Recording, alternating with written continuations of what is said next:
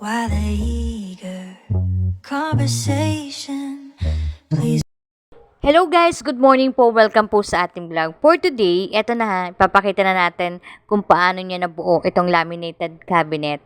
So, hindi ganun talaga kadali kasi maproseso nga ang paggawa nito. Mapagod, makalat, at yung materyales na ginamit dyan, medyo kamahalan talaga. Pag magpapagawa kayo, mag-PM lang po kayo sa akin.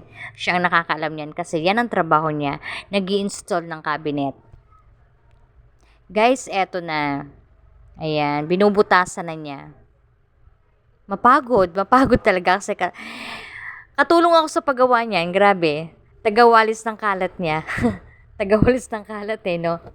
At yung ginagawa niya guys, kitchen cabinet na yan, dyan natin ilalagay yung mga baso, kutsara, tinidor, kutsilyo, at yung iba bang gamit sa kitchen. Eto na. Sa wakas natapos din at bago natapos siya na inabot talaga ng 1 buwan. Grabe. Hindi tuloy-tuloy kasi nga busy siya.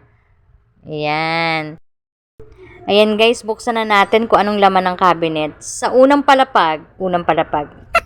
Andiyan nakalagay yung mga tadtaran, etc. Hindi ko naman memorize kung anong laman yan. Ano ba?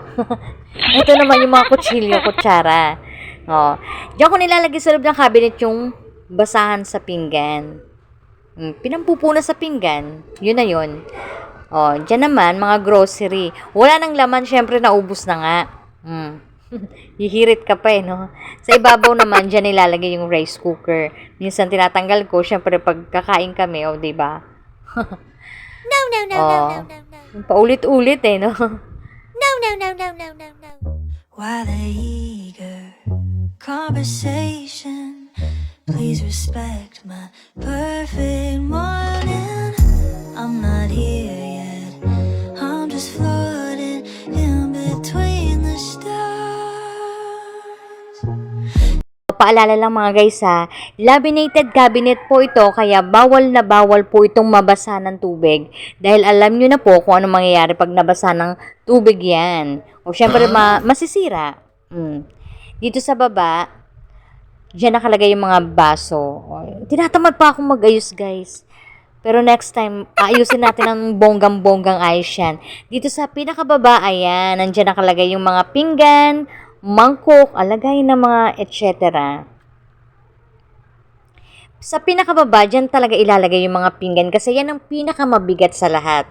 So, hindi naman pwedeng ilagay doon sa gitna yung pinggan kasi, ayan, magka-crack talaga yan, masisira. O, diba? Alam nyo na yun, guys. Especially sa may mga ganyang cabinet. Alam na nila yan. O, guys, hanggang dito na lang mga guys at wag na nating hahabaan pa dahil pinakita ko naman lahat sa inyo. Thank you, guys. Welcome po sa ating vlog. At kung bago ka sa YouTube channel ko, pwedeng pa-like naman at pa-subscribe na rin. Thank you!